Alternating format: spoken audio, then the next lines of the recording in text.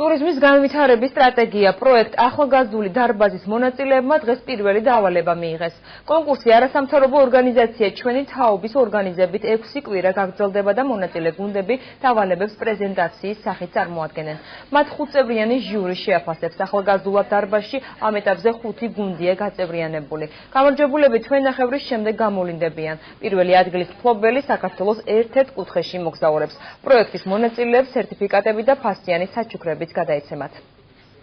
საკმაოდ საინტერესო დავალება იყო პირველი და შეგვედგინა აჭარის ტურიზმის განვითარების ერთიანი გეგმა და რაც ჩემი აზრით ძალიან მნიშვნელოვანია, ბევრ ფიქს მოითხოვს და ახალგაზრდების ჩართულობა ზოგადად ასეთ საქმეებში არის მნიშვნელოვანი, რადგან აჭარის რეგიონის განვითარება თითოეული ჩვენგანზე დამოკიდებულია. პირველი თამაშის დავალება იყო ესეთი, უნდა წარმოედგინათ ამ 5 გუნდიდან გუნდის კაპიტნებს სტრატეგიული გეგმა ტურისტული განვითარებისა აჭარაში.